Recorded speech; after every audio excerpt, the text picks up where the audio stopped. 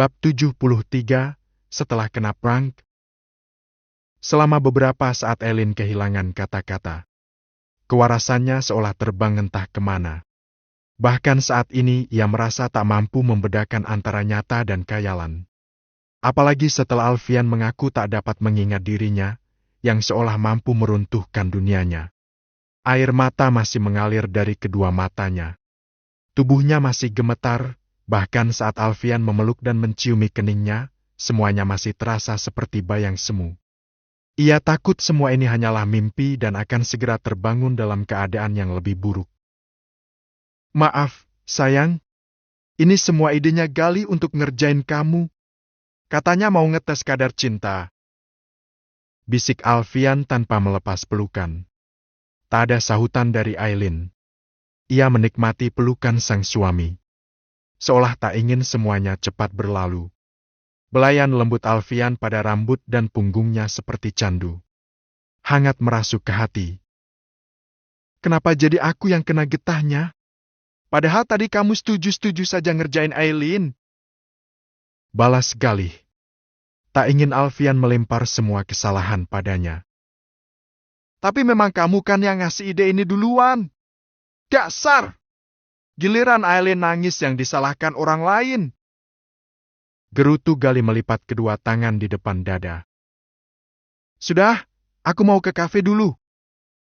Lelaki itu segera keluar dari ruangan.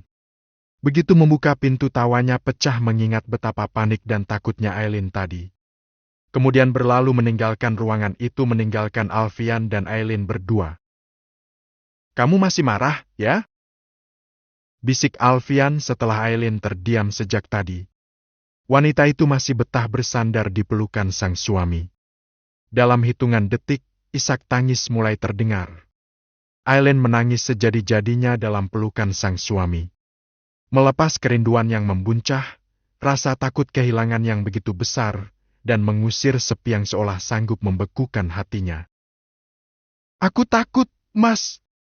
Takut sekali," lirihnya dengan suara tersendat-sendat. Lagi, Alfian membelai puncak kepala dan menciuminya berulang-ulang. "Takut apa? Aku takut kehilangan kamu.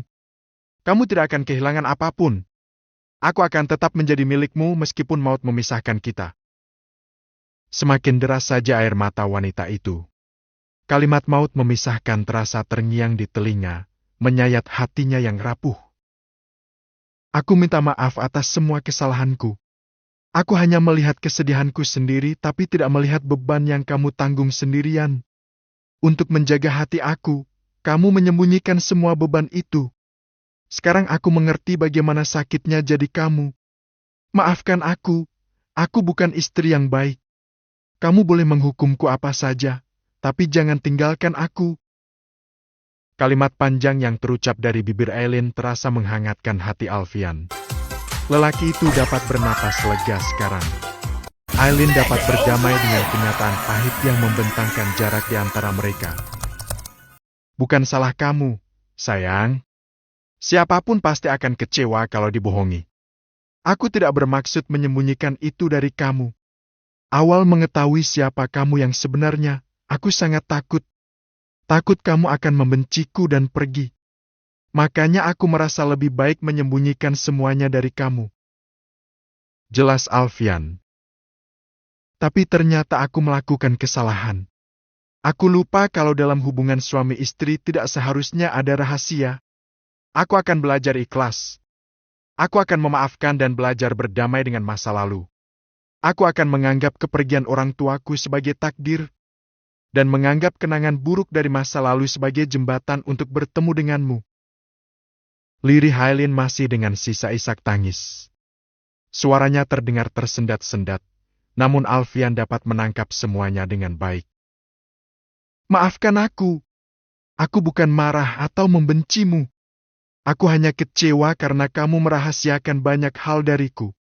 Seharusnya aku selalu ada menemanimu menjalani masa-masa sulit. Tapi apa kulakukan? Justru aku memperparah segalanya dengan sikap kekanak-kanakanku." Lirih Eileen sekali lagi. "Aku yang minta maaf. Aku berjanji tidak akan menyembunyikan apapun lagi dari kamu. Kedepannya tidak akan ada rahasia di antara kita lagi. Aileen semakin membenamkan dirinya di pelukan sang suami. Melepas semua beban yang menekan hatinya selama ini. Ia akan ikhlas dan memaafkan, meskipun orang tua Alfian adalah penyebab kematian kedua orang tuanya. Ia sadar semua bukan kesalahan Alfian dan dirinya pun korban dari perbuatan orang tuanya. Sekarang jangan nangis lagi, ya? Mari kita mulai semuanya dari awal lagi. Ucap Alfian. Kali ini hendak melepas pelukan. Tetapi, rupanya Aileen tidak ingin terpisah dari suaminya secepat ini. Pelukan Alfian terlalu hangat dan ia tak ingin semuanya berakhir begitu cepat. Janji dulu satu hal padaku. Anggap itu sebagai hukuman karena kamu sudah menyembunyikan banyak hal dariku.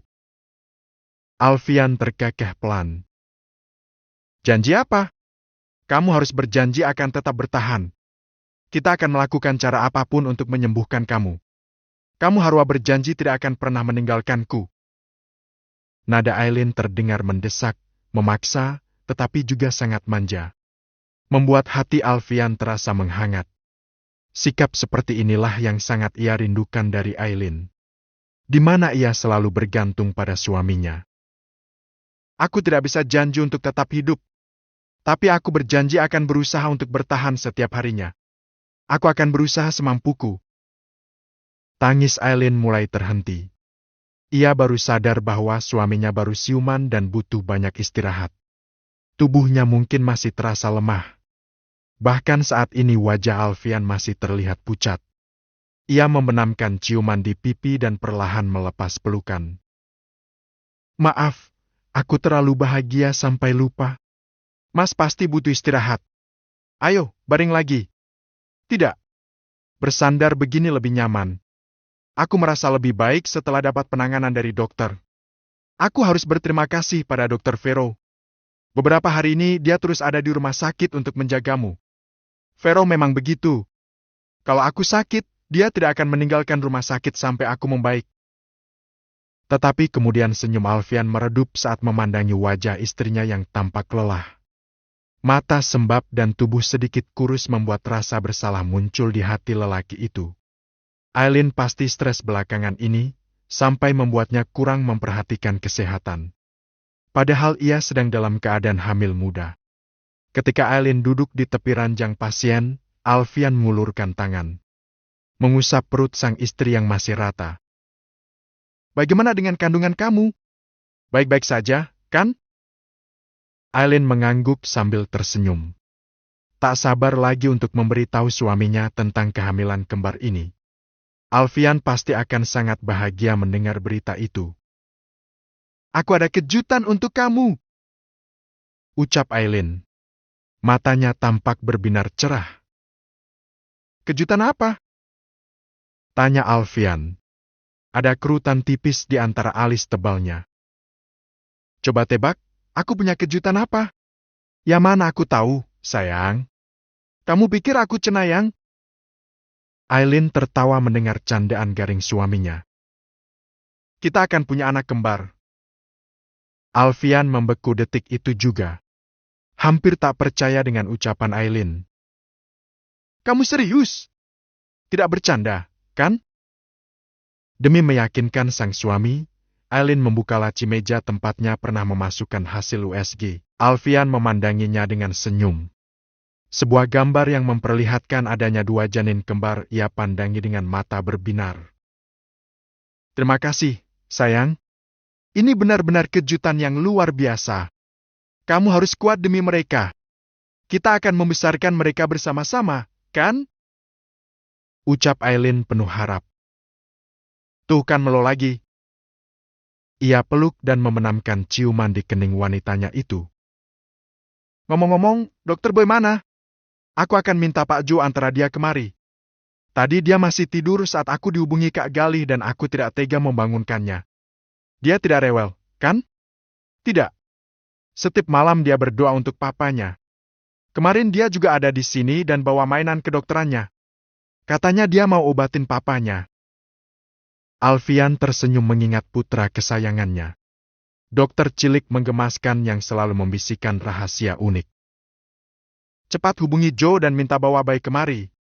Aku sangat merindukannya. Lisa terduduk di ruang televisi dengan raut wajah kesal. Sejak mendengar kabar Alfian siuman tadi, ia enggan melakukan apapun dan hanya merenung. Tak lama berselang, pintu sebuah kamar terbuka dan memunculkan si kecil Boy.